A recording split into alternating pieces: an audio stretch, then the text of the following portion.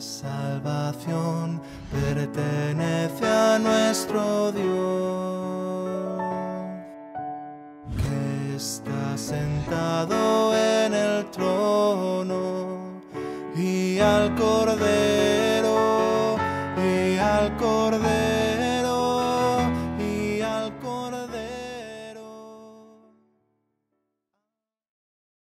Bien, entonces ya estamos por empezar el estudio del primer capítulo de Apocalipsis.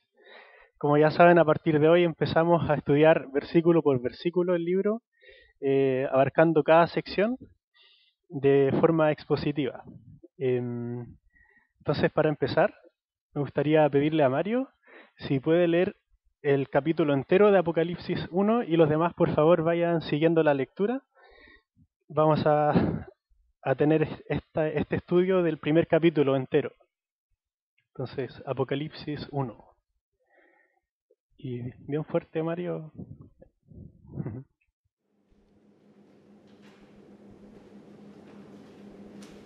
Revelación de Jesús el Mesías, que Dios le dio para manifestar a sus siervos lo que debe suceder en breve, y la declaró enviándola por medio de su ángel a su siervo Juan, el cual dio testimonio de la palabra de Dios y del testimonio de Jesús el Mesías, de todo cuanto vio. Bienaventurado el que lee y los que oyen las palabras de la profecía y guardan las cosas en ella escritas, porque el tiempo está cerca.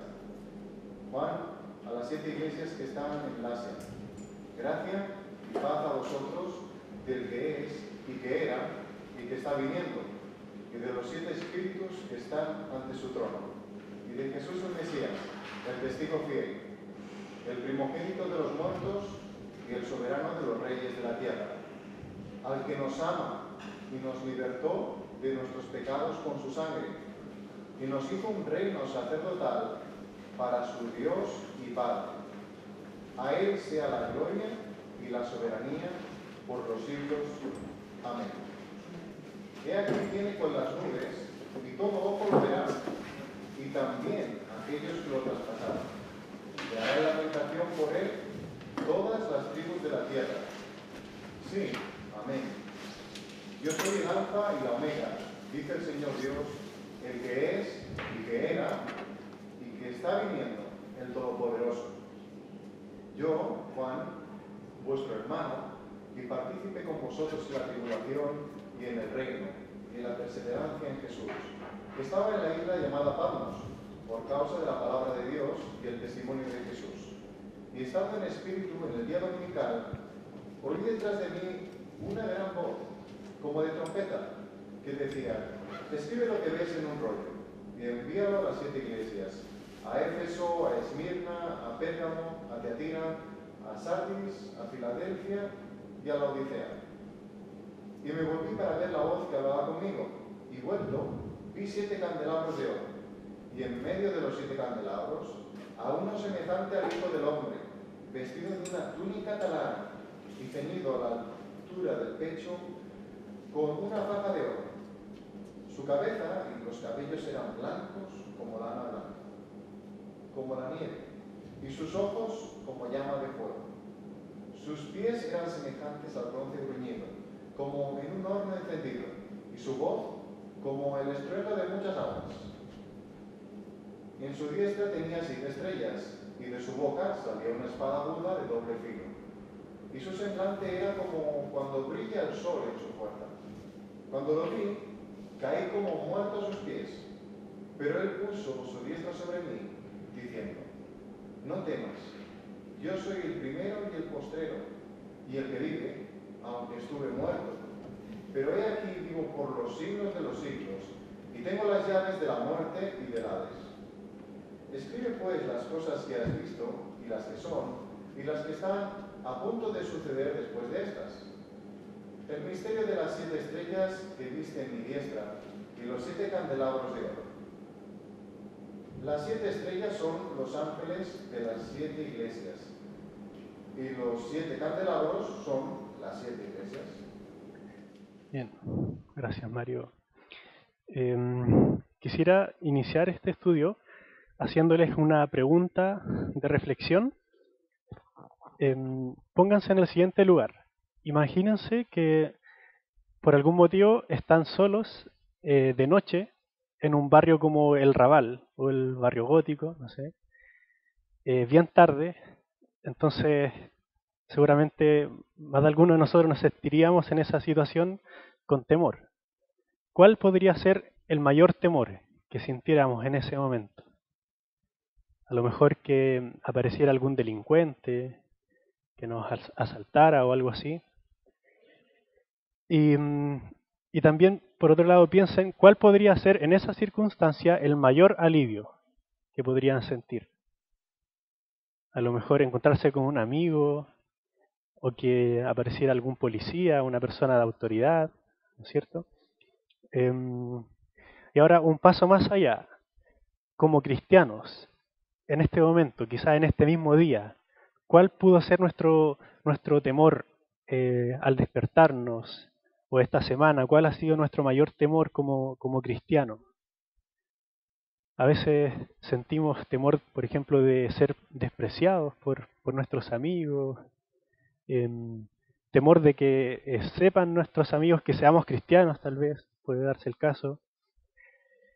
Y en esos contextos, ¿cuál podría ser nuestro mayor alivio? Preguntas de ese tipo son las que nos hace plantearnos este primer capítulo de Apocalipsis. Piensen, por ejemplo, cuál pudo ser el mayor temor que tenían las iglesias a las que estuvo dirigido este libro en el primer siglo de la era cristiana.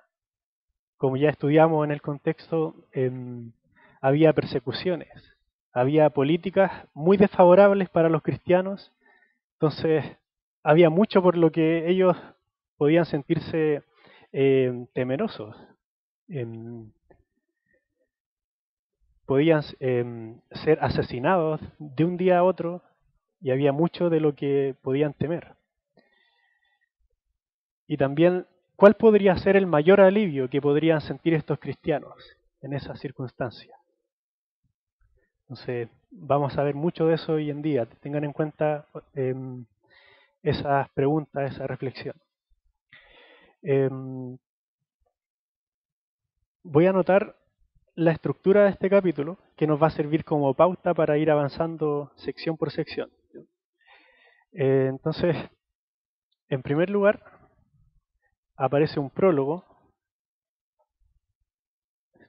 muy bueno, que va del versículo 1 al 3.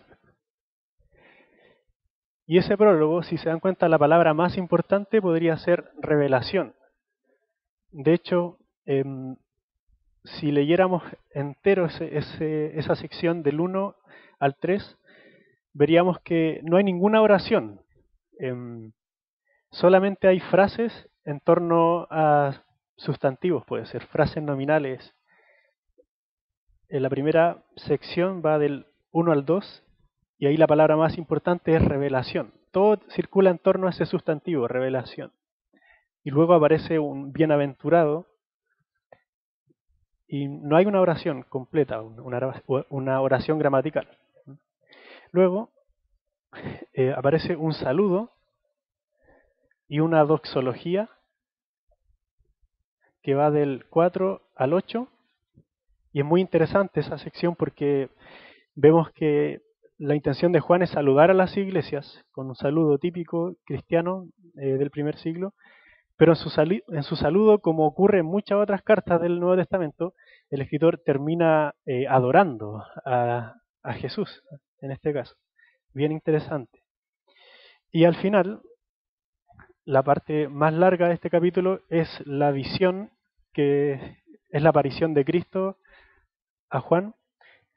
También se llama Cristofanía. Voy a poner acá simplemente visión, que va del 9 al 20, en la sección más larga.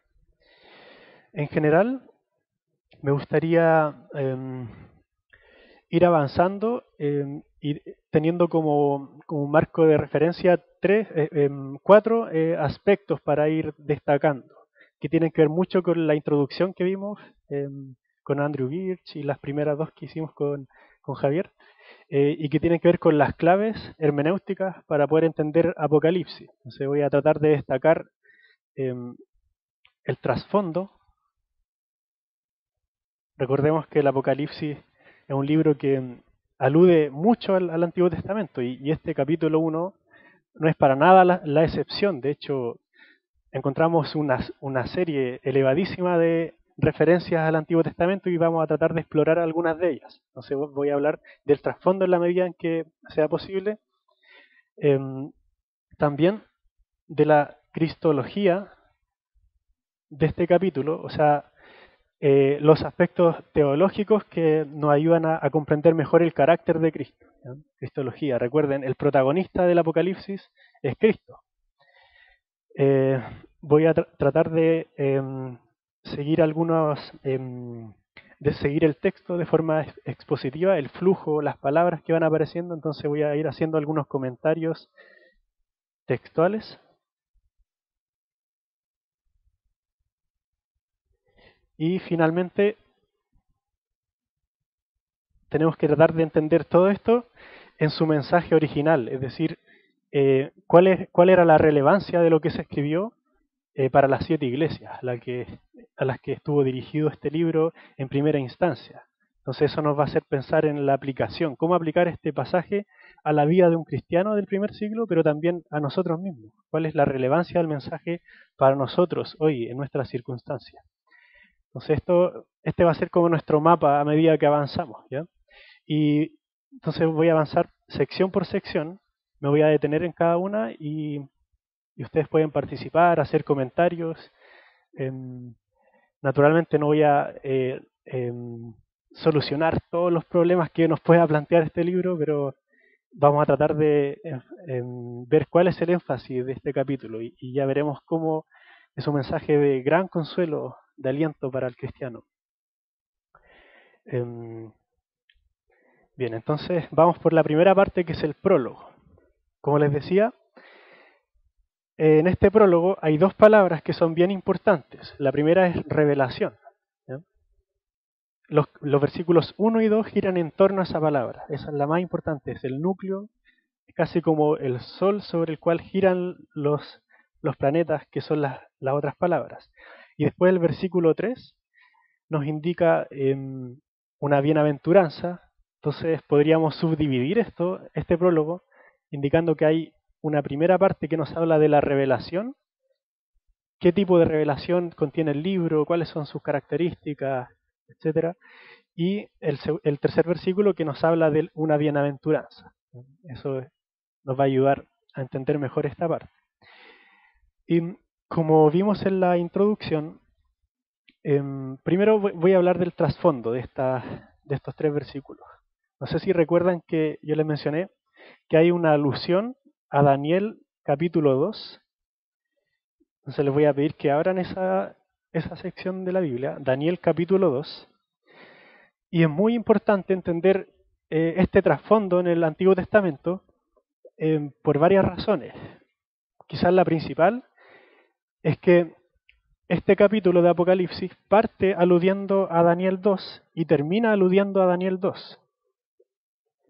Fíjense en las palabras del versículo 19. Escribe pues las cosas que has visto y las que son y las que han de suceder después de estas. Y después dice, en cuanto al misterio. Y ahora, si vamos a esa parte de Daniel, ¿alguien podría leer por favor el versículo 27 al 29? Del 27 al 29. Daniel respondió delante del rey, diciendo: el misterio que el rey demanda, ni sabios ni astrólogos, ni magos ni adivinos lo pueden revelar al rey. Pero hay un Dios en los cielos, el cual revela los misterios, y él ha hecho saber al rey Nabucodonosor lo que ha de acontecer en los postreros días. He aquí tu sueño y las visiones que has tenido en tu cama. Gracias. Está bien, con eso nos ayuda. No sé si lograron captar el paralelo, es clarísimo. Hay palabras que se repiten, misterio, cosas que han de suceder. También veíamos nosotros en la introducción que una palabra importante que aparece especialmente en el versículo 45 de Daniel 2 es semaino, que se traduce como dio a conocer o manifestó, ¿ya? que nos indica el carácter simbólico de este libro, ¿ya? O sea, es una revelación que fue transmitida a través de símbolos, un lenguaje simbólico. Y eso es clarísimo en Daniel, porque ¿cuál es el contexto? El sueño de Nabucodonosor. Y el sueño que contiene símbolos, que son interpretados. Así que, ¿qué nos podría comunicar esa idea? Solamente tener en cuenta el trasfondo. Bueno, una posible respuesta es que lo que está enfatizando acá Jesús y Juan en esta revelación es que lo que se va a escribir tiene que ver con el cumplimiento de profecía, ¿cierto? Con una etapa de cumplimiento. Y en el contexto de Daniel, la idea es que después de la sucesión de algunos reinos terrenales, iba a venir el reino del Mesías, un reino eterno que se iba a establecer para siempre. Y ese pasaje tiene mucho que ver con lo que vamos a ver ahora, ¿ya? Así que es bien relevante que lo tengamos en cuenta. Entonces, esta sección, el prólogo, es una pauta programática que nos entrega una herramienta importante para saber cómo entender el libro. O sea, es un libro de símbolos.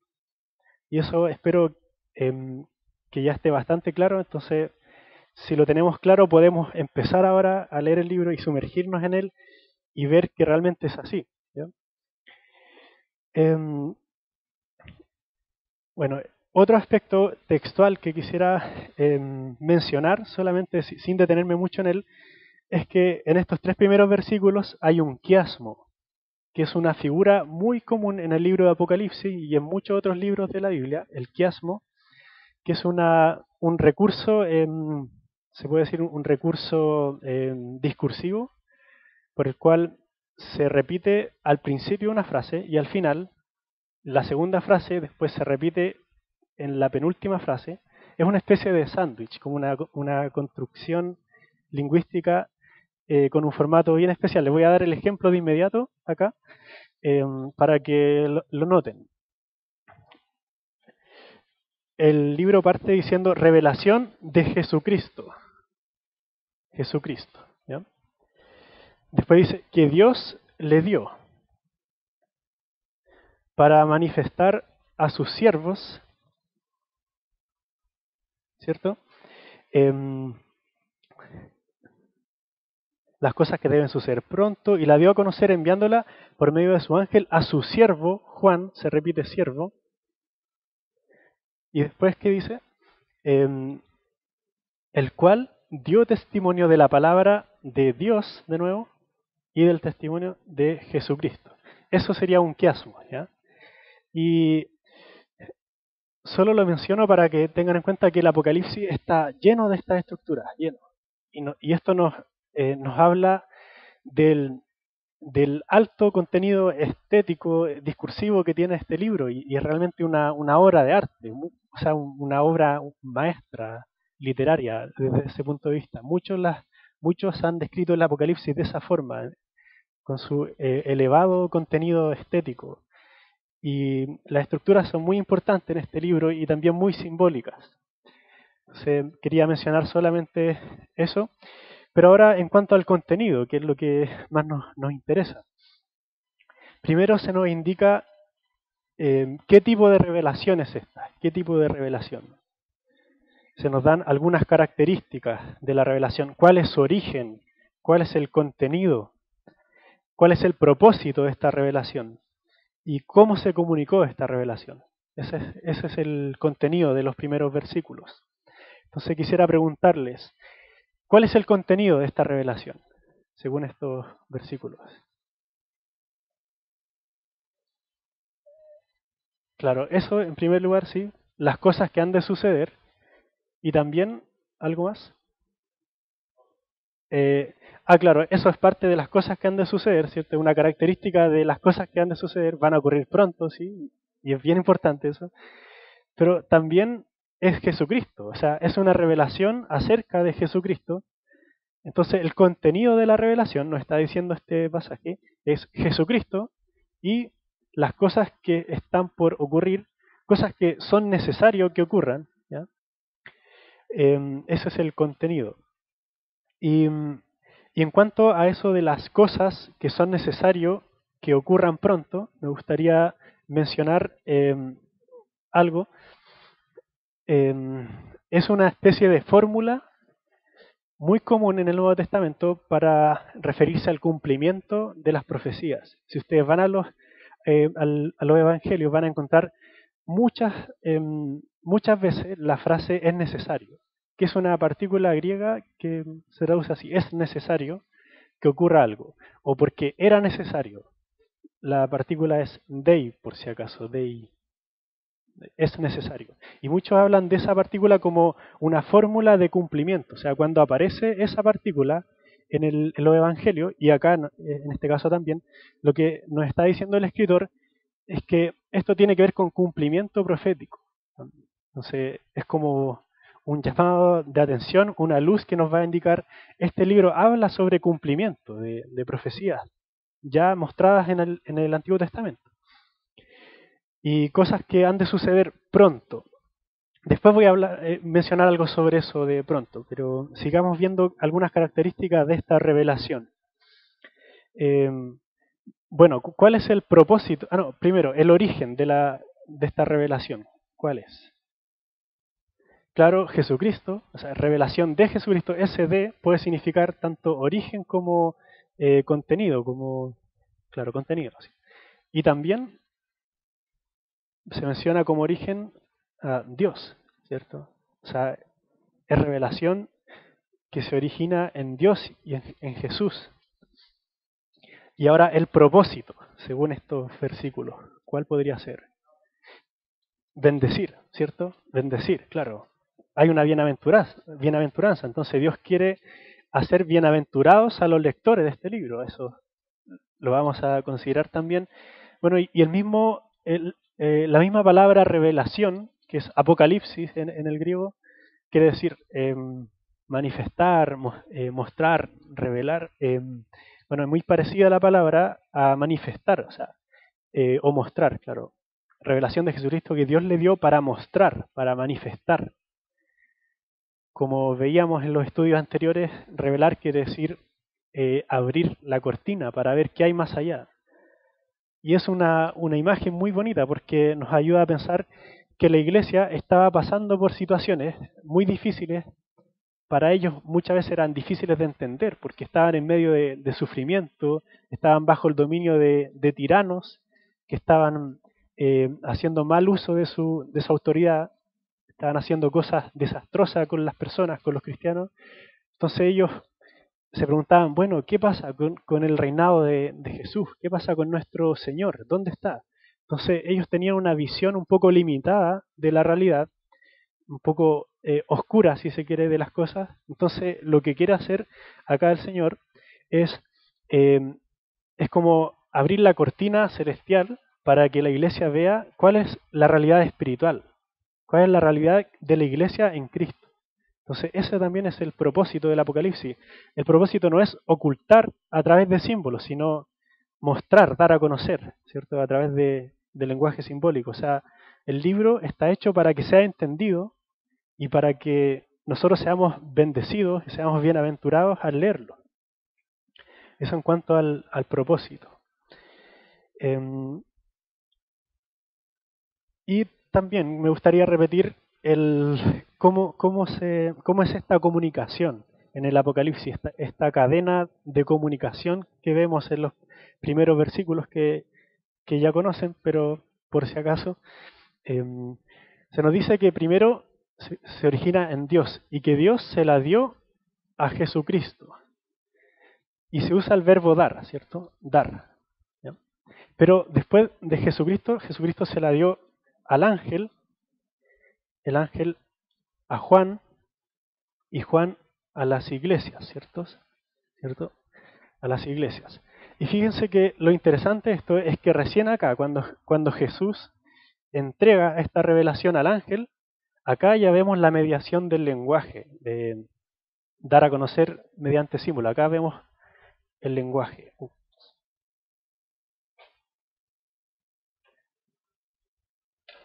Entonces, ¿qué nos dice eso?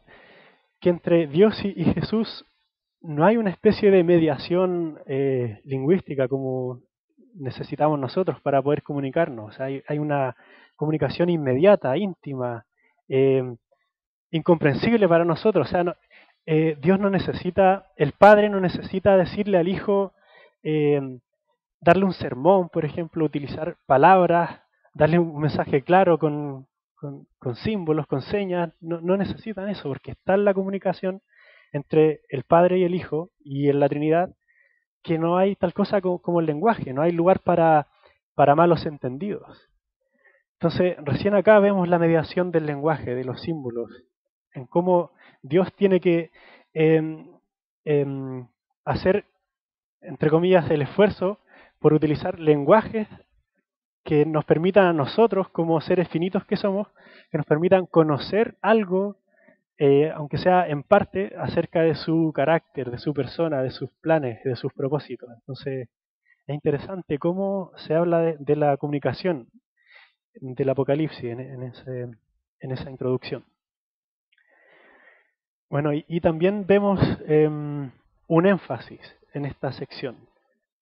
¿Ven alguna repetición de palabras? O no sé si necesariamente palabras, pero ¿hay alguna idea que se repita? Ya apareció por ahí al principio. Hay otra que estoy buscando que se enfatiza. Fíjense, en los 3 primeros versículos.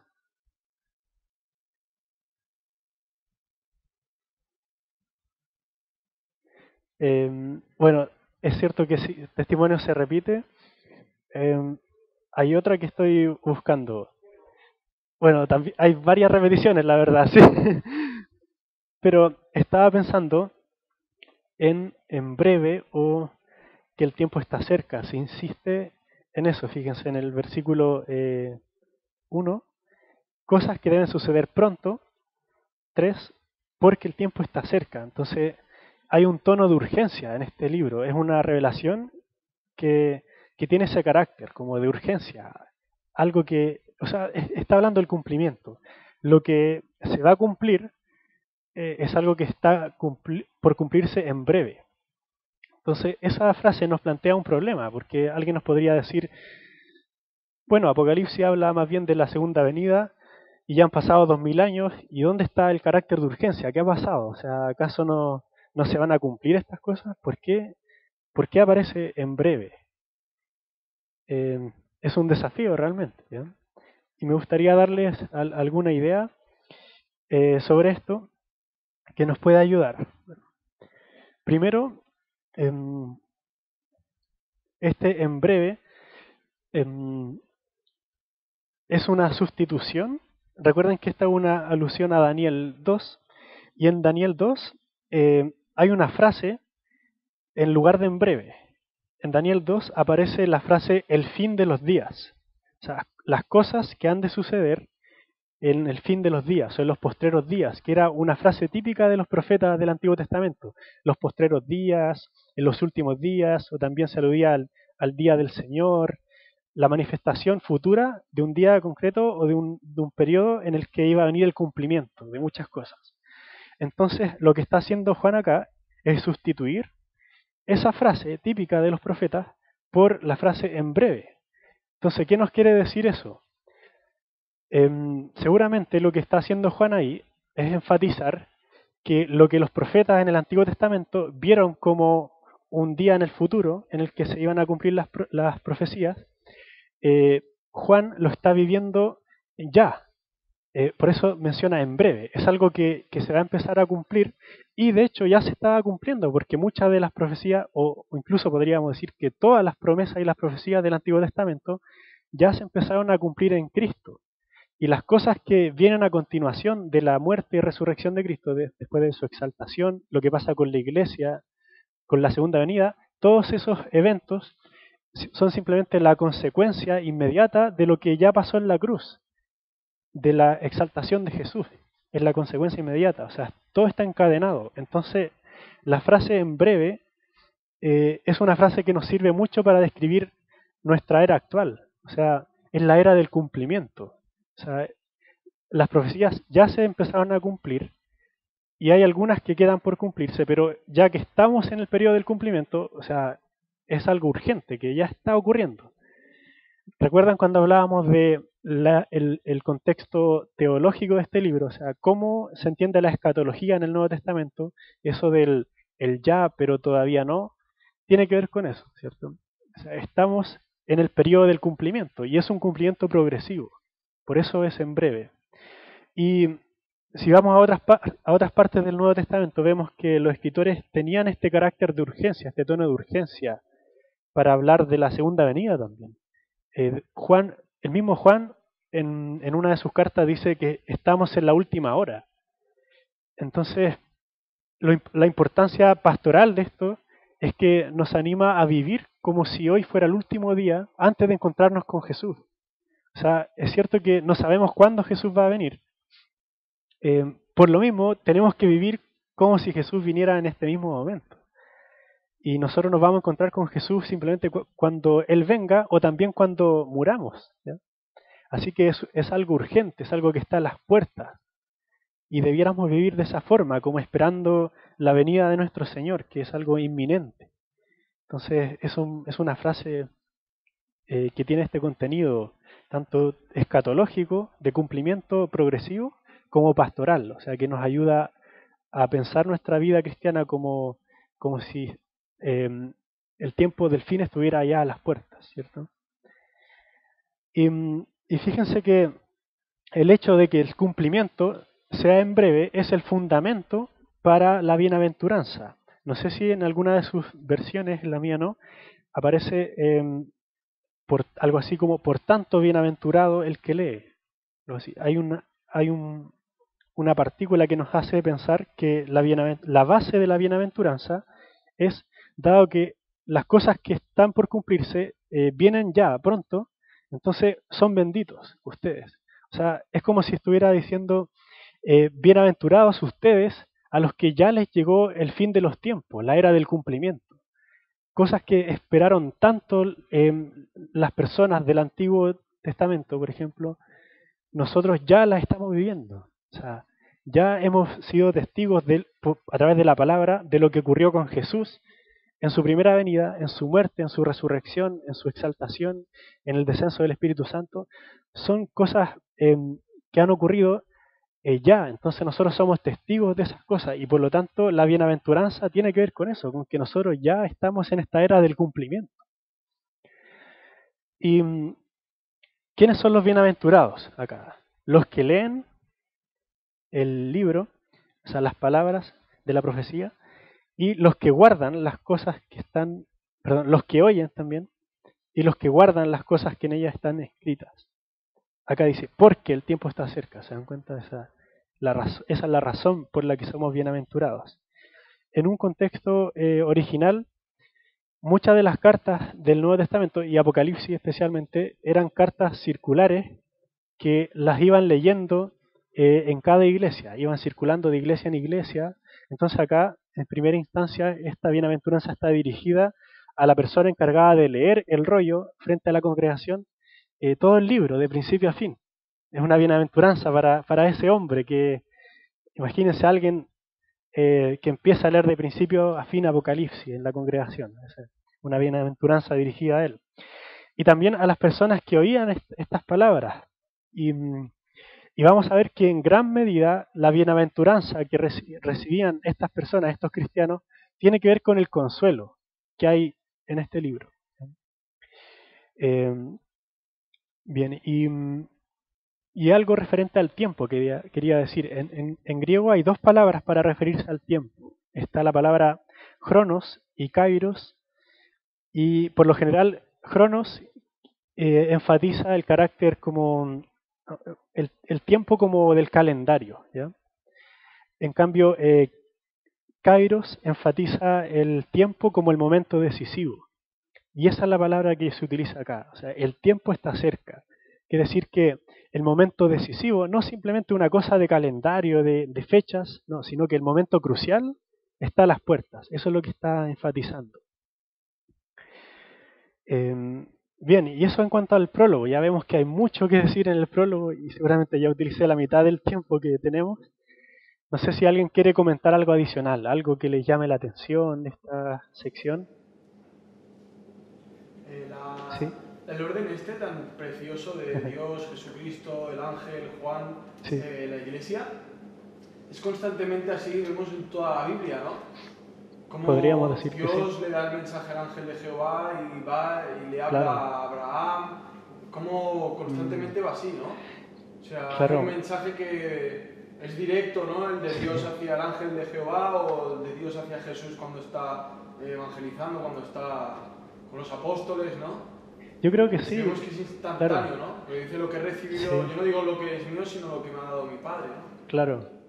Sí, yo creo que sí. Además que bueno, hay patrones de cómo Dios se revela a Juan en este mismo capítulo que ya están en otras partes del Antiguo Testamento. El mismo patrón de revelación está, entonces es casi seguro que si hiciéramos una comparación de otras partes, que no lo vamos a hacer ahora, veríamos cómo entre Dios y el Hijo hay una comunicación instantánea. Después seguramente aparece el ángel en muchos casos, especialmente en el Antiguo Testamento, y el siervo. Puede ser. Bien, vamos a avanzar ahora a la sección del saludo. Y fíjense que, bueno, dice Juan a las 7 iglesias que están en Asia. Ya hablamos bastante sobre estas iglesias y el saludo, ¿qué es lo que contiene? Gracia a vosotros y paz. Gracia y paz.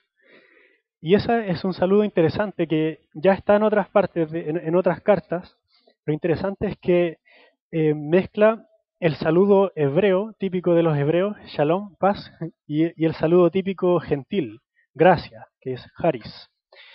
Y entonces, en el mismo saludo ya Juan está acentuando el carácter como de cumplimiento. O sea, el Antiguo Testamento cumplido en la extensión del Evangelio a las naciones gentiles, como los griegos, por ejemplo. Gracia y paz.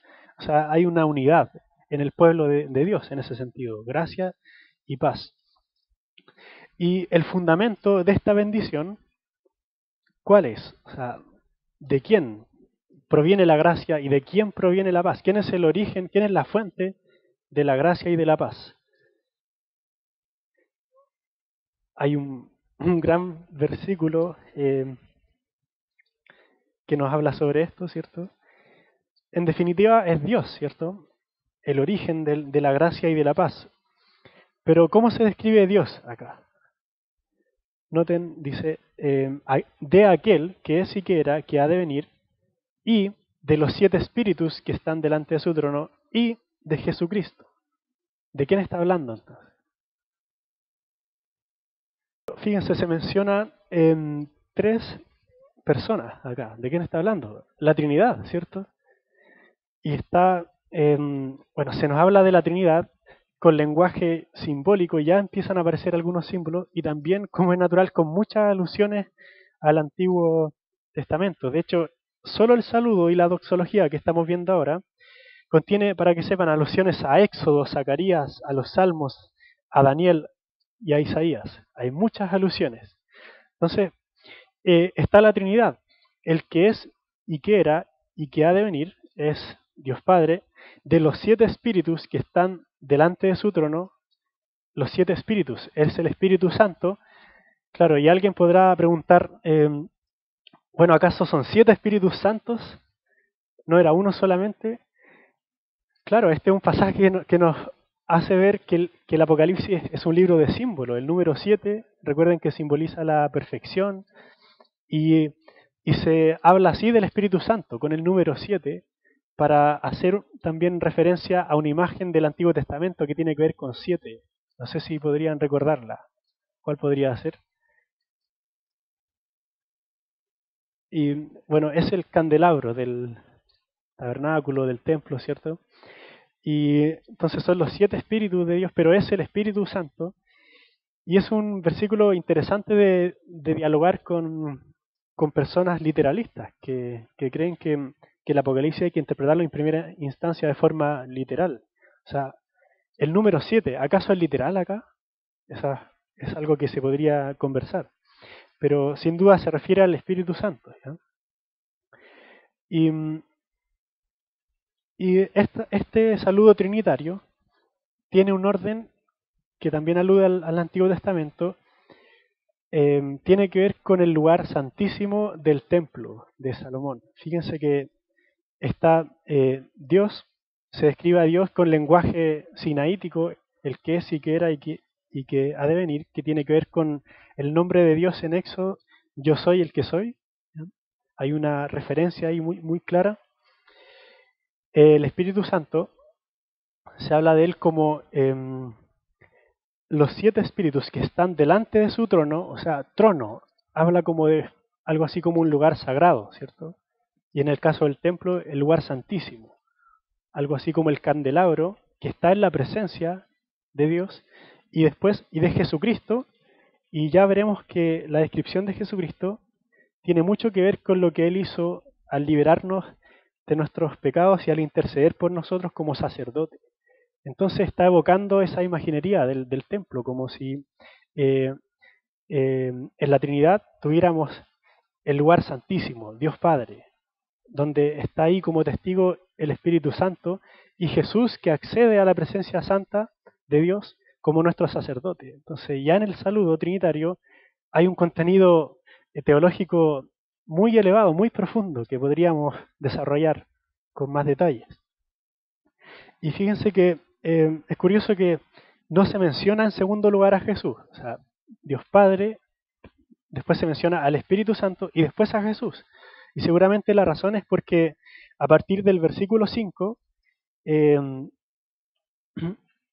Juan empieza a desarrollar toda una cristología muy larga, con muchas palabras y mucha información que se nos da sobre Jesús.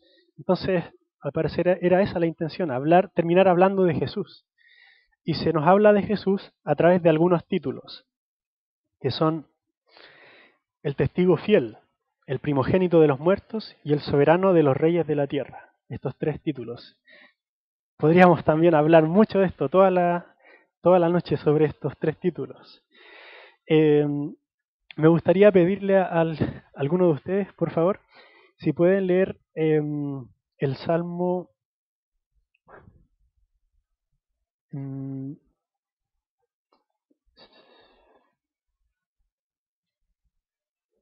Perdón, el Salmo 89, versículos 27 y 37. Salmo 89, versículos 27 y 37. Si alguien lo tiene, gracias. Yo también le pondré por primogénito, ¿esto ¿Sí? existe? Sí. Y el más excelso de los reyes de la tierra. ¿Y el 39 has dicho? El 37. Como la luna será firme para siempre y como un testigo fiel en el cielo. Amén. ¿Se dan cuenta el paralelo ahí? Al parecer hay una alusión muy clara, especialmente porque es el Salmo 89 que contiene frases como el soberano de los reyes de la tierra, muy parecida al menos, y el testigo fiel el testigo fiel, ¿cierto? Y es un salmo que habla de David, de cómo Dios recuerda el pacto que hizo con David de asentar su dinastía para siempre, de forma perpetua. Y claro, tiene mucho que ver con este pasaje, porque lo que nos dice de Jesús en gran medida tiene que ver con su señorío, con su reino eterno. O sea, Él es el soberano de los reyes de la tierra. ¿Ya? Y este pasaje, estos 3 títulos, están tratando de enfatizar un mensaje muy pastoral. Imagínense, piensen en los cristianos del primer siglo, de las iglesias del Apocalipsis. ¿Qué podrían ver ellos al escuchar esa frase, cuando la persona que estaba leyendo el rollo decía, Jesucristo, el testigo fiel? O sea, es una persona como nosotros, en un sentido. Hay una identidad. Porque, fíjense, el mismo Juan se identifica como testigo, como el que da testimonio. Ser un testigo es dar testimonio, ¿cierto? Y los cristianos, todos los cristianos en un sentido somos testigos. Y la palabra testigo en el original es mártir, y por cómo eran perseguidos y matados los testigos de la fe, esta palabra terminó significando lo que hoy significa, o sea, la persona que finalmente muere por la fe. Entonces, Jesús se habla de él como un testigo perseveró hasta el final, o sea, que fue fiel hasta el final de sus días en predicar y en entregar el mensaje del cual vino a hablarnos a nosotros, ¿cierto? Entonces, eso genera una identidad inmediata, o sea, los cristianos que estaban ahí siendo perseguidos podrían pensar, voy a ser fiel como lo fue Jesús, voy a ser fiel hasta el final, voy a perseverar hasta el final. Entonces está transmitiendo esta identidad con la iglesia. Y dice, el primogénito de los muertos. ¿Qué quiere decir eso? O sea, claro, el primero de los muertos está aludiendo a que Jesús murió, sí es cierto que murió, pero entre los muertos Él es el primero, porque ¿qué es lo que lo hace diferente a todos los muertos existentes? Él resucitó, entonces en ese sentido Él es el primogénito de los muertos. ¿Y cuál es la esperanza que transmite eso? Bueno, muchos de ustedes, podría estar queriendo decir Juan a la iglesia, muchos de ustedes van a morir, y algunos de ustedes, algunos de sus familiares, sus amigos cristianos, ya han sido asesinados seguramente, pero no tienen nada de qué temer, porque Jesucristo es el primogénito, Jesucristo nuestro Señor es el primero de los muertos y Él ha resucitado, y eso nos transmite esperanza, porque si nosotros morimos, sabemos que vamos a resucitar. Entonces, son títulos que llevan mucha esperanza, mucho aliento, y ya vemos cómo afloran estas bienaventuranzas, ¿cierto?, del versículo 3, porque es un mensaje que alienta a las iglesias, y además dice, el soberano de los reyes de la tierra. O sea, no es Domiciano el Señor, no es el César el rey. Ese es un tirano que por un poco de tiempo tiene cierta autoridad para afligir a la iglesia, así como cualquier tirano, cualquier persona que persiga a los cristianos ejerciendo y abusando de su autoridad. No es Él el Señor, sino que es Jesús el Señor. Él es el soberano de los reyes de la tierra. O sea, no se confundan, hermanos, eso está diciendo, porque nuestro Cristo, nuestro Señor, Él es el Señor, no es Domiciano.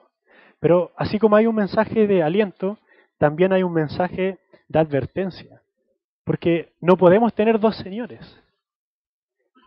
Tenemos por Señor a Jesús o a nuestros ídolos, que en ese caso podía ser Domiciano o alguna de las deidades paganas greco-latinas. No podemos tener dos señores. Y así es como tenemos que vivir esperando a Jesús, o sea, viviendo como si realmente Él fuera nuestro Rey, como si fuera nuestro Señor.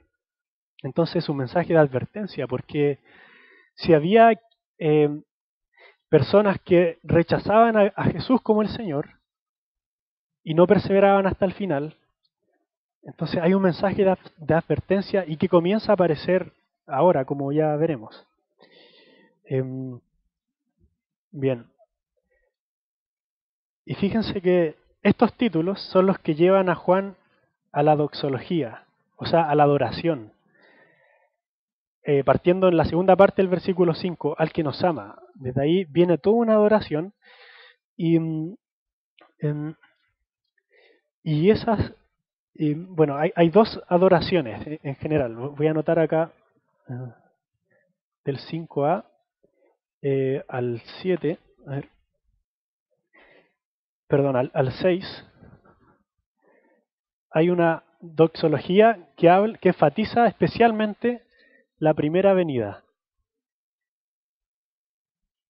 Eso es lo que se puede ver ahí. Voy a ver si está mejor. Y la doxología que está en el 7 enfatiza la segunda venida.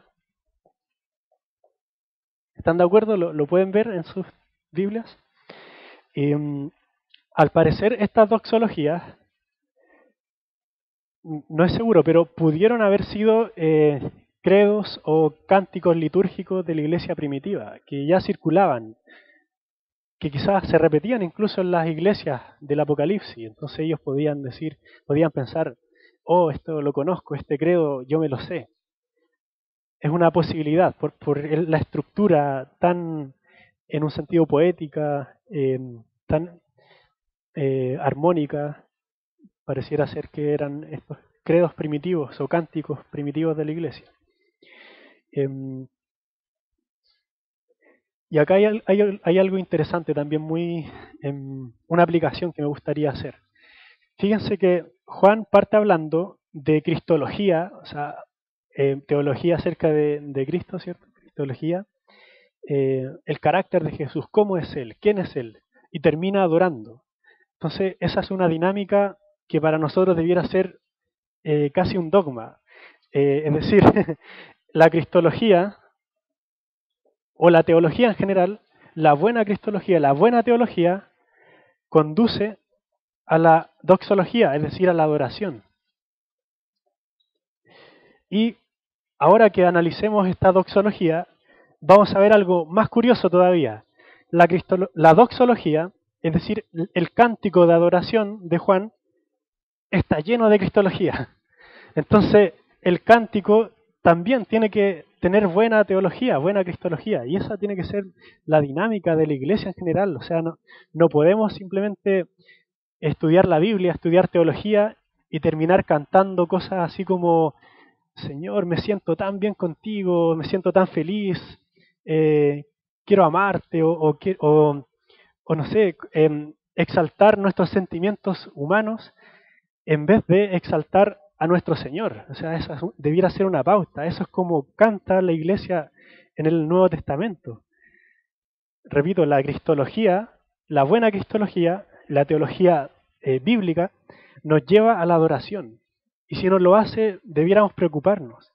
Y lo que cantamos, nuestra adoración, también nos lleva a la teología. Es un ciclo que no podemos dejar de enfatizar. Bien, entonces ahora veamos el contenido. Dice, al que nos ama y nos libertó. Noten esos verbos, la conjugación de esos verbos. Al que nos ama está en presente, en el original está en presente. O sea, nos sigue amando, nos amó, nos ama y nos continuará amando. Y nos libertó, algo que ya hizo. Y ahí hay una variante textual, no incide mucho en la interpretación del texto. Algunas versiones lo traducen como nos lavó o nos libertó, ¿ya? Tiendo a pensar personalmente que la variante más posible de haber sido la original es libertó, porque en el contexto habla como del éxodo que vino a ser Cristo. O sea, fíjense, al que nos ama y nos libertó de nuestros pecados con su sangre, o sea, está hablando de Jesús como el Cordero, ¿cierto? E hizo de nosotros un reino y sacerdotes. ¿A qué pasaje del Antiguo Testamento está aludiendo? Al Éxodo, donde vemos que la intención de Dios para el pueblo era formar un reino de sacerdotes. En Éxodo. Podríamos leer incluso ese pasaje, está en Éxodo 19, versículo 6. Y en Primera de Pedro 2:9 también vemos cómo eso se cumple en la iglesia. O sea, vosotros sois real sacerdocio. ¿Recuerdan eso? ¿Alguien tiene Éxodo 19? Y vosotros seréis para mí un reino de sacerdotes y una nación santa. Estas son las palabras que dirás a los hijos de Israel. Gracias. Entonces, ese era el propósito que tenía Dios, formar una nación, un reino de sacerdotes. Y este es un pasaje que hubiera sido muy importante de enfatizar en la Reforma, ¿no es cierto? Cuando era esencial defender el rol sacerdotal de toda la iglesia como una unidad, ¿cierto? Nosotros podemos acceder a la presencia santa de Dios gracias al sacerdocio de Cristo en primer lugar, y Él nos hizo a nosotros sacerdotes de tal forma que podemos predicar el Evangelio e interceder por otros, es decir, predicándoles. Entonces nos está hablando de esto, de cómo se ha cumplido en la iglesia al formar Dios un reino de sacerdotes. Y bueno, y lo hizo para Dios, para su Dios y Padre, y a Él sea la gloria y el dominio por los siglos de los siglos. Amén. Y ahí concluye la primera doxología, que alude, como les digo, a más cristología, o sea, lo que Jesús ya hizo en su primera venida. Y la segunda doxología del versículo 7, he aquí viene con las nubes y todo ojo le verá, aun los que le traspasaron, y todas las tribus de la tierra harán lamentación por él. Sí, amén. alude principalmente a la segunda venida. Y acá comienza a suceder algo interesante en este capítulo. Empiezan a aparecer elementos que nos empiezan como a poner los pelos de punta en un sentido. Porque si bien el Apocalipsis no es para asustar, no es para hacer que las personas se asusten, ¿ya? Hay mucho del libro que nos habla del carácter de Dios, de quién es Él, de quién es Jesús, de cómo vendrá en el futuro, que nos debiera hacer sentir temor, en un sentido. Y esto es lo que ocurre en este pasaje. O sea, Jesús es el Señor y es el amigo de la iglesia. La iglesia puede confiar en Él, pero sus enemigos debieran preocuparse, porque Jesús es de temer, no es alguien con quien podemos jugar simplemente. Y por eso se enfatiza que viene con las nubes, todo ojo le verá, aún los que le traspasaron. Y dice, y todas las tribus de la tierra harán lamentación por él. Entonces hay algo ahí que nos hace sentir preocupación. Hay una advertencia también, como les decía al principio. Y acá, por supuesto, también hay alusiones al Antiguo Testamento.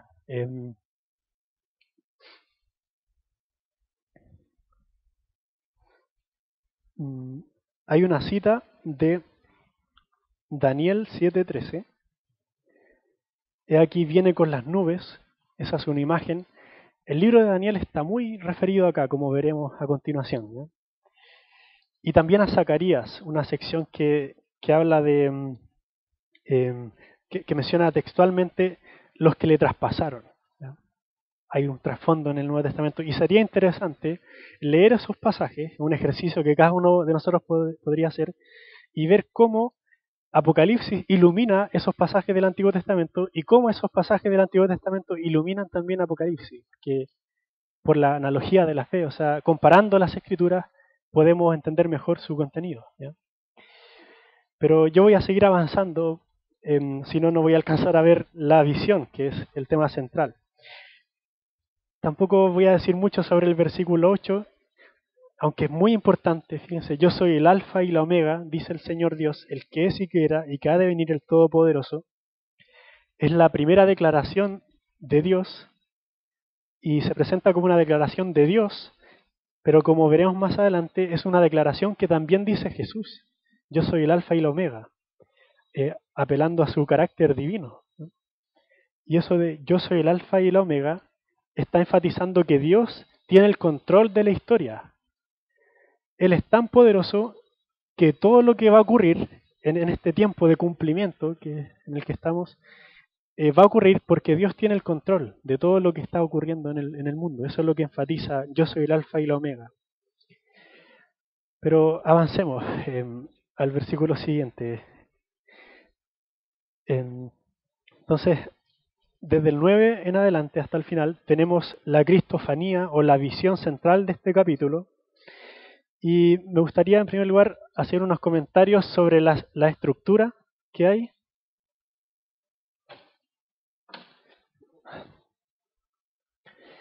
Del 9 al 11 vemos la comisión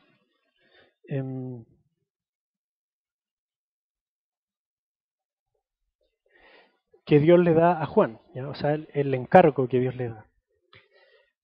Del 12 al 20 vemos la visión central, ¿no? Y esa visión tiene un patrón que fue muy común en la literatura apocalíptica. De hecho, les voy a pedir que por favor busquen en Daniel 10, del 8 al 11. ¿Ya? Daniel capítulo 10, del 8 al 11.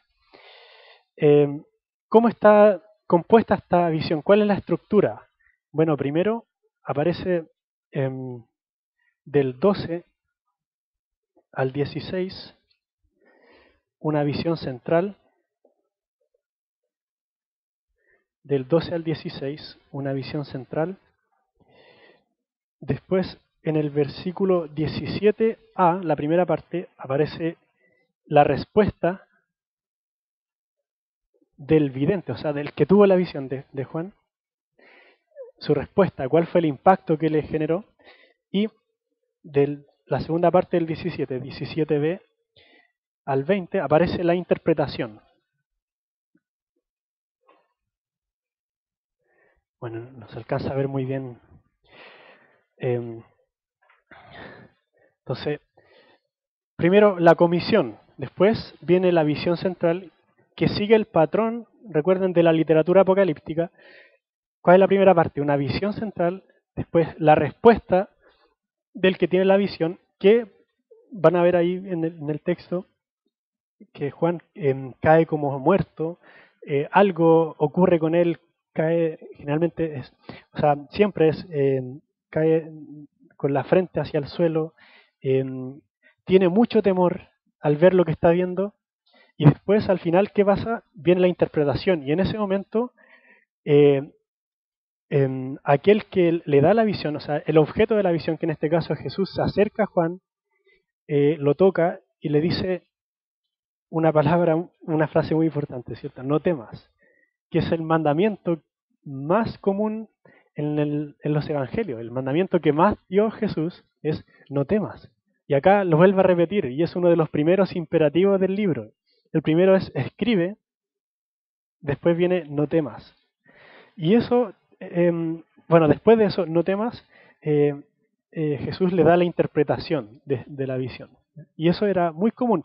¿Encontraron el pasaje de Daniel? ¿Alguien lo puede leer, por favor? Es Daniel 10, del 8 al 11. Quedé pues yo solo y vi esta gran visión, y no quedó fuerza en mí, antes mi fuerza se cambió en desfallecimiento y no tuve vigor alguno. Pero oí el sonido de sus palabras, y al oír el sonido de sus palabras, caí sobre mi rostro en un profundo sueño, con mi rostro en tierra. Y aquí una mano me tocó, e hizo que me pusiese sobre mis rodillas y sobre las palmas de mis manos. Y me dijo: Daniel, varón muy amado, está atento a las palabras que te hablaré, y ponte en pie, porque a ti he sido enviado ahora. Mientras hablaba esto conmigo, me puse en pie temblando. Gracias. No sé si logran captar ese paralelo. Es casi como si Juan hubiera tenido en mente ese episodio y empieza a escribir, pero la verdad es que fue el orden de la visión. Así es como ocurrió, y Jesús quiso que Juan experimentara esta visión de tal forma que hiciera referencia también a lo que ocurría en otros lugares como Daniel, en otras visiones del Antiguo Testamento. Y esa visión nos va a ayudar mucho. Sí, dime. Más adelante, en el versículo que ha leído Eli, también Sí. dice: y aquel que tenía semejanza de hombre me tocó otra vez y me fortaleció y me dijo: muy amado, no temas, la paz sea contigo, esfuérzate y aliéntate. Gracias, sí. Las mismas palabras, no temas, ¿cierto? O sea, hay un patrón que se repite acá, y ese patrón nos va a ayudar mucho a entender también el mensaje esencial del capítulo 1, como ya veremos. Entonces estamos acá en el versículo 9, en que Juan dice que está en la isla de Patmos, ¿cierto? Describe esa situación. Lo interesante acá es que nuevamente se identifica con la iglesia, al decir vuestro hermano y compañero en la tribulación. O sea, a través de muchos recursos, Juan está mostrando que la iglesia puede sentirse alentada e identificada tanto con Jesús como con Juan, como siervo, como compañero en la tribulación. Y este también es un versículo interesante de compartir con intérpretes futuristas del Apocalipsis, porque ¿acaso ya no estaban en la tribulación en ese momento? O sea, algunos toman Apocalipsis como si se refiriera únicamente a 7 años en el futuro, y que como si no tuvieran nada que ver con la iglesia original y con la iglesia en su estado actual. ¿Acaso la iglesia de los tiempos de Juan no estaba en la tribulación? ¿Acaso la iglesia no pasa por muchas tribulaciones? Entonces, Juan quiere identificarse con ellos y mostrar que él estaba siendo atribulado. De hecho, estaba prisionero en Patmos por haber predicado el Evangelio también. Y dice que estaba en el Espíritu, y esa frase también parece ser una referencia muy marcada al profeta Ezequiel, siempre que se está describiendo el ministerio de Ezequiel, aparece esa frase, en el Espíritu, estaba yo en el Espíritu. Entonces está evocando esa autoridad profética, Juan, y también dice en el día del Señor, que pudiera referirse también al día domingo, que es el día en que los cristianos se juntaban a adorar y recordando la resurrección. Y también esa frase, el día del Señor, es interesante porque nos hace recordar una frase muy común en la literatura profética, la frase en los últimos días o en aquel día, o en el día de Jehová, o en el día del Señor también. Y era el momento en el que Dios iba a cumplir las profecías. Entonces también parece que está indicando ese carácter de cumplimiento. O sea, estaba yo en el momento crucial en que Dios ya empezó a cumplir las profecías. Entonces parece que tiene que ver un poco con eso también. Y ahí es cuando escucha este sonido como de trompeta, una gran voz, sonido de trompeta que evoca también la visión que tuvo Moisés en el Sinaí, que escuchó también este sonido como de trompeta, de Éxodo 19:16, por si alguien lo quiere buscar. Y ahí es cuando Jesús lo comisiona para escribir este libro. Entonces, el momento inicial de esta visión está al servicio de la iglesia. O sea, Jesús se le aparece a Juan y al parecer su gran preocupación era la iglesia. Lo primero que le dice, escribe un libro a las iglesias. Hay una revelación que quiero que la iglesia escuche. No le va a revelar algo sumamente profundo sobre la Trinidad, aunque sí lo hace, como hemos visto. No le va a revelar algo sumamente elevado sobre su situación, sobre su carácter ahora que ha sido exaltado.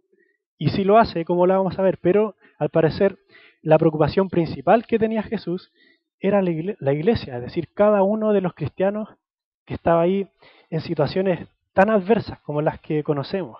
Esa era su intención, revelar una visión cuyo mensaje era dirigido a la iglesia.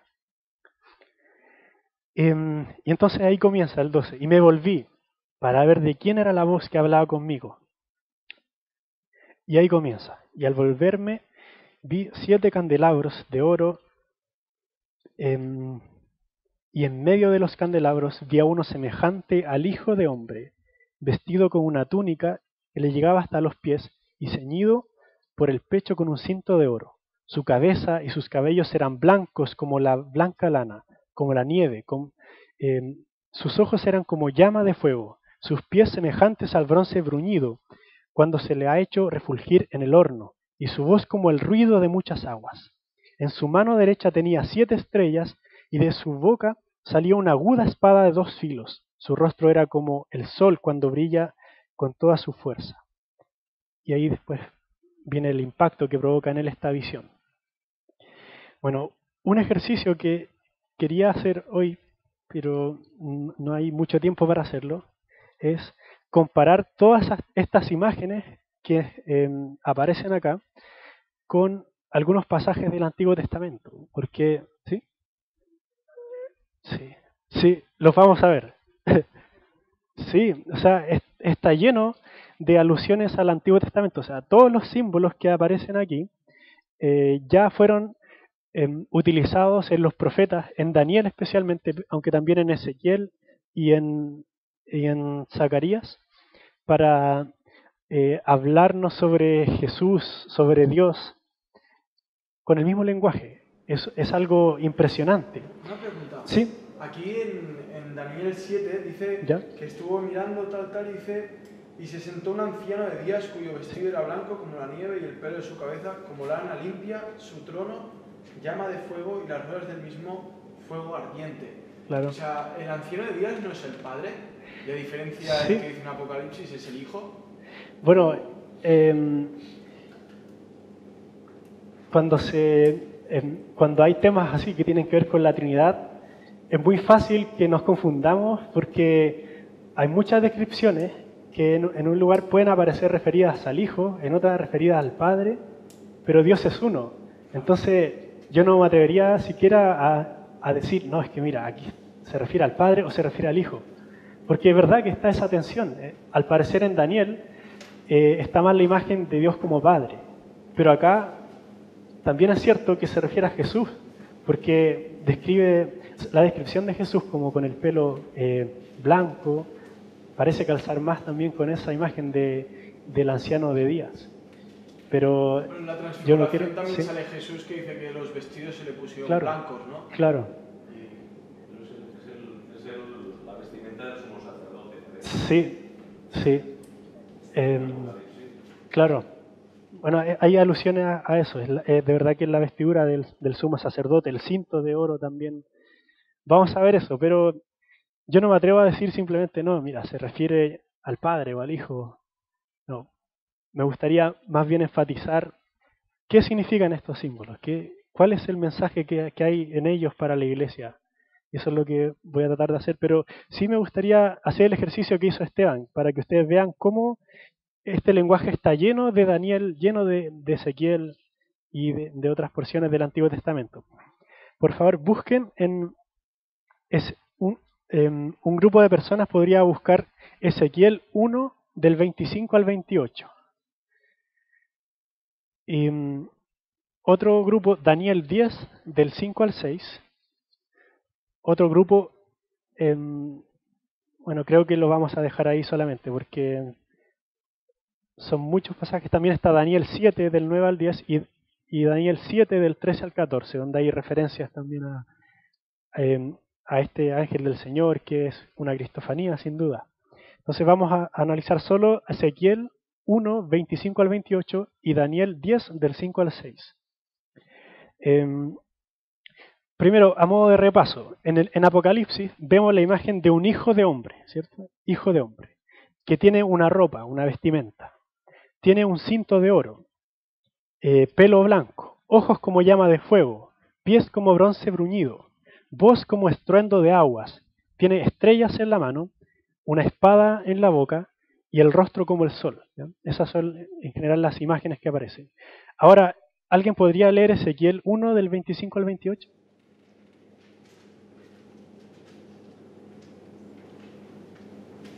También hubo un ruido por encima del firmamento que había sobre sus cabezas.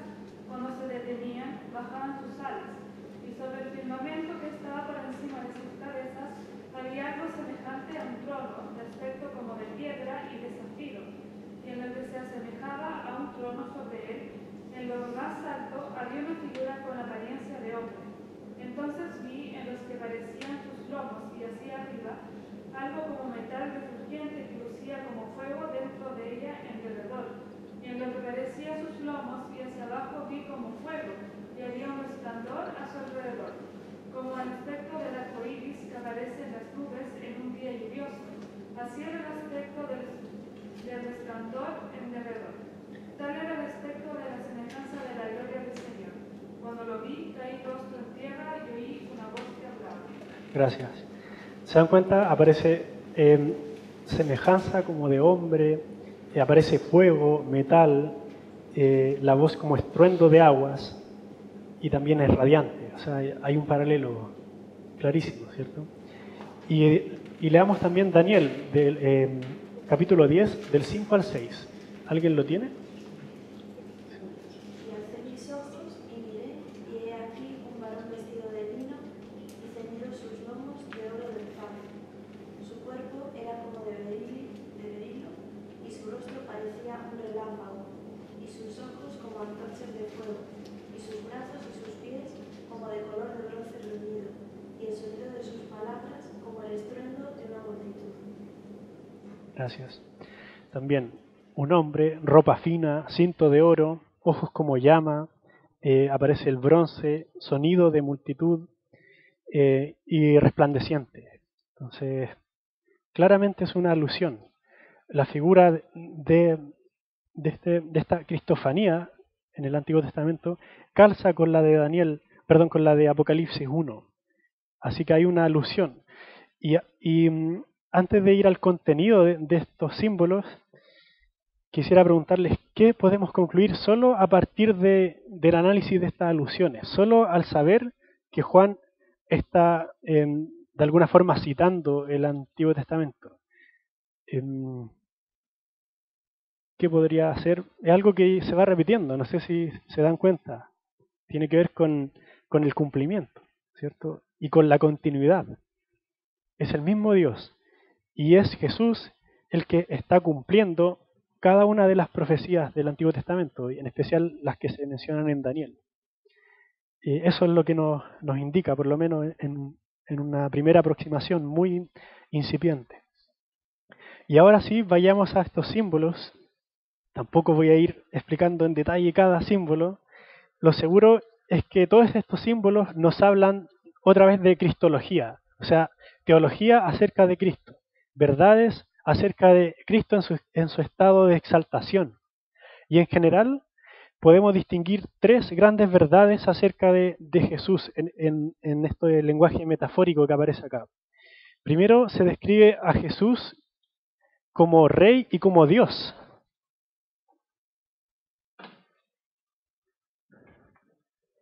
Rey y Dios. Rey, Señor, ¿cierto? Y Dios. También se describe a Jesús como un sacerdote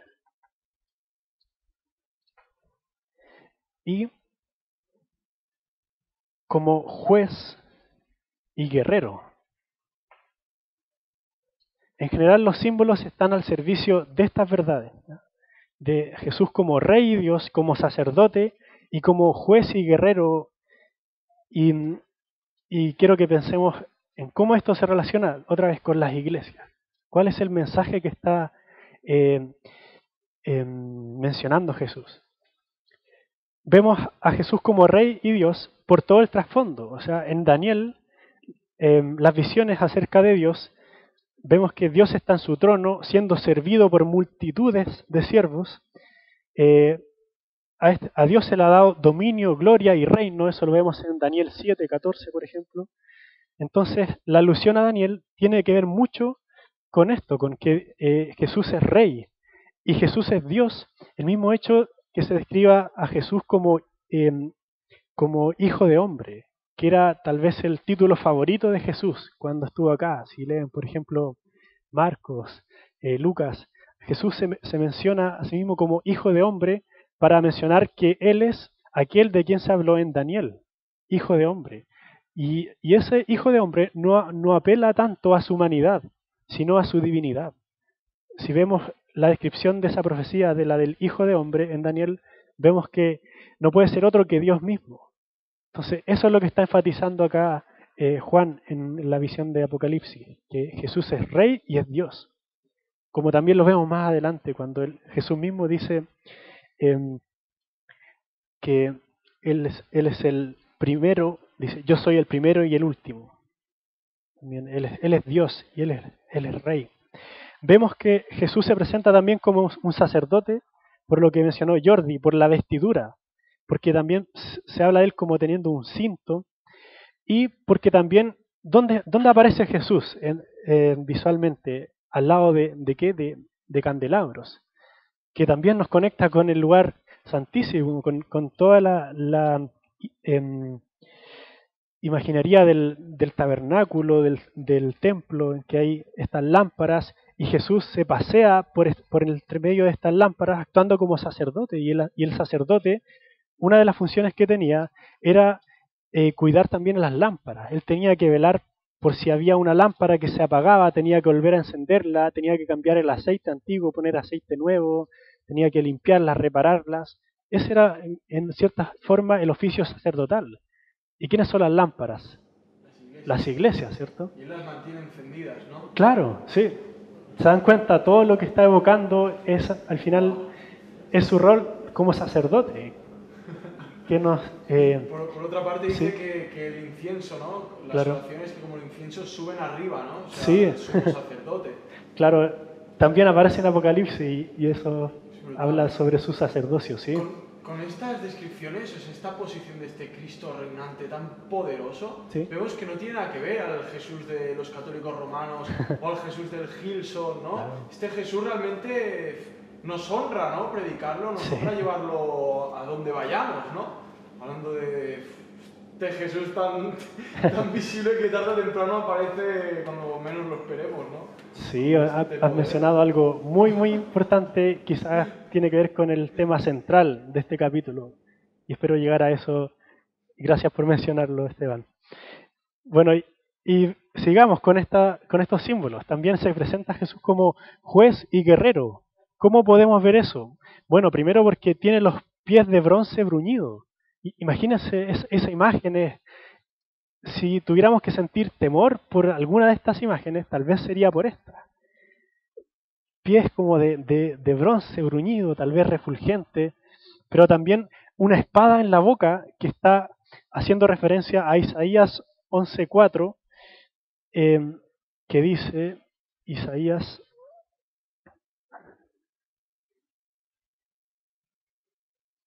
11:4 dice, este es un pasaje interesante que habla del reinado del Mesías, es un pasaje muy mesiánico y dice que este Mesías que viene juzgará al pobre con justicia y fallará con equidad por los afligidos de la tierra, herirá la tierra con la vara de su boca, con el soplo de sus labios matará al impío.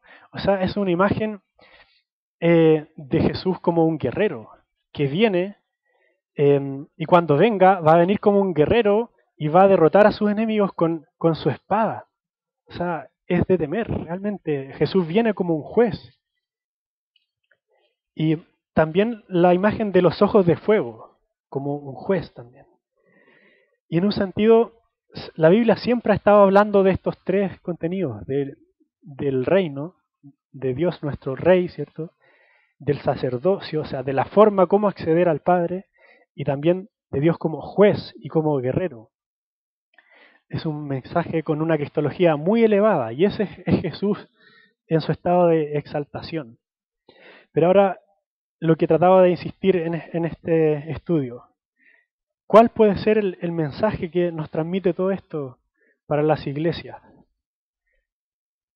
Vamos a ver un poco de eso con los versículos que vienen. Fíjense que la respuesta de Juan es que cae como muerto. Y ese también es un patrón de los profetas del Antiguo Testamento cuando se enfrentaban a la santidad de Dios, caían como muertos. Quizás es algo que nosotros mismos vamos a experimentar algún día cuando estemos en la presencia de Dios. La primera reacción va a ser caer como muertos, porque es tal la santidad de Dios que no podemos sino hacer otra cosa que caer rendidos con alguna especie de ataque, porque no es para menos. O sea, la santidad de Dios, además de indicar pureza moral, lo que nos indica es su trascendencia, su carácter totalmente diferente de todo. No hay nadie que se pueda comparar a Él. Y nosotros algún día quizás vamos a experimentar eso, tal como Juan lo vivió. Y lo que sucede acá es que, como les decía, hay un patrón que se sigue de la literatura apocalíptica, y en Daniel 7, 10, creo que es el mismo que leyó Sergio, me gustaría volver sobre ese versículo, o alguien lo podría leer, por favor, Daniel 7, 10. Y solo yo, Daniel, vi aquella visión y no la vieron los hombres que estaban conmigo, sino que se apoderó de ellos un gran temor y huyeron y se escondieron. Quedé pues yo solo y vi esta gran visión y no quedó fuerza en mí, antes mi fuerza se cambió en desfallecimiento y no tuve vigor alguno. Está bien, sí. Bueno, al hay parecer, otro versículo que ¿sí? dice que caí como dormido. Antes Ya. lo he visto y no me acuerdo ahora, pero dice caí como Bueno, dormido. ese es el mismo patrón también, claro, que se repite una y otra vez en aquellos que tuvieron este encuentro tan personal con Dios, sí. Pero miren, ese versículo que leímos, el 7, que leyó Esteban, creo que es esencial para poder entender el contenido de este capítulo 1. Porque fíjense que acá hay otro personaje, o otros personajes con Daniel, que no están en Apocalipsis, ¿ya? Pero está implícito, me parece.